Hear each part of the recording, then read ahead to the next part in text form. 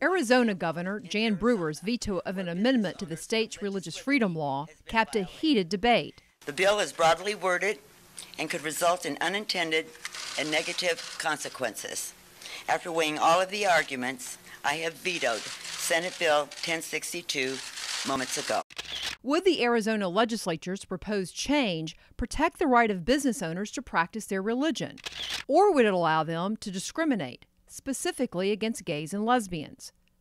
Governor Brewer vetoed the bill February 26, after coming under intense political pressure from across the nation.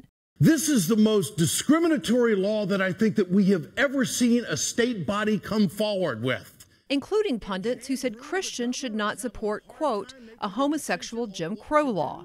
A bill sponsored by local state Senator Brian Kelsey has been called the Turn the Gays Away bill. If Governor Brewer is torn over whether to side with religious groups who don't want to be forced to take wedding photos or make layer cakes for gay couples, she might want to consider the actual connection between SB 1062 and the Jim Crow South. We want to protect traditional marriage. Right. So again, so no florist in Arizona is going to be forced to participate in a gay wedding because A, you don't have gay weddings in Arizona, and you're not going to anytime soon, and B, under Arizona law, it's okay to discriminate against a gay person and refuse them service already. Ryan Anderson, who studies marriage and religious freedom at the Heritage Foundation, sat down with the Foundry to sort out this issue and what's at stake. Ryan, why was this law needed in Arizona? Already a religious freedom law existed. Why did they want to go in and change it?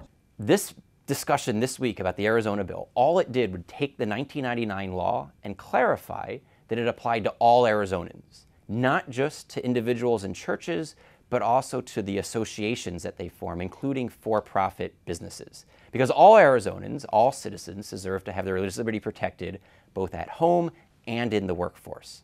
That was all this did. And then the criticism was that somehow this would be a blanket permission slip to refuse service to gays or lesbians. That's not the truth, though. What we've seen is that we've had photographers and florists who are concerned about having to be coerced into celebrating a same-sex wedding. They have no problem taking pictures or baking cakes for gays and lesbians. There's no religion that I know of that says you can't do that. Their concern was about using their artistic skills to send a contrary message about what marriage is.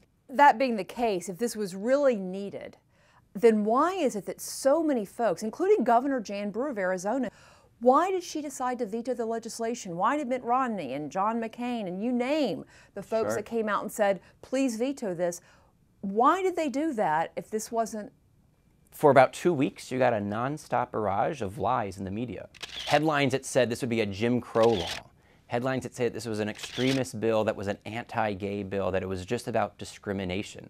And it's amazing to think that a bill that we've lived under at the federal level for 20 years and that Arizona's had lived under for 15 years at their state level would all of a sudden lead to the sky falling, would lead to just massive refusals of service. But see, I think that's the point. They've lived under it for 15 years. They haven't needed to change it. Why now? Why now?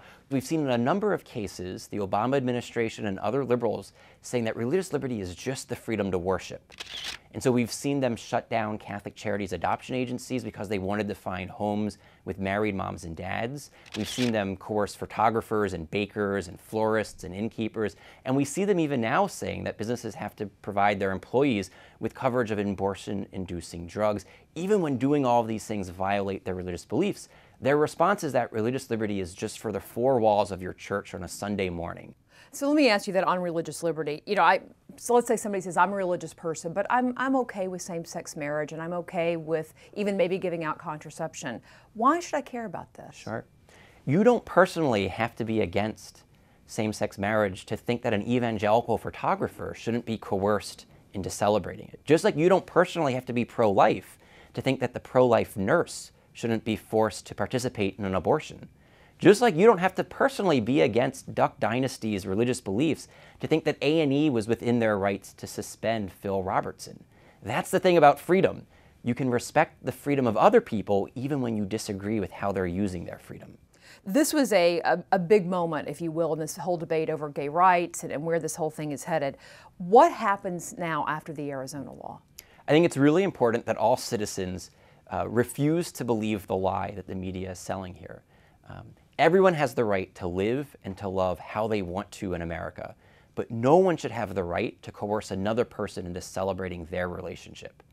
For 20 years now, we've heard that all the LGBT rights movement wanted was the freedom to be left alone, the freedom to live and to love.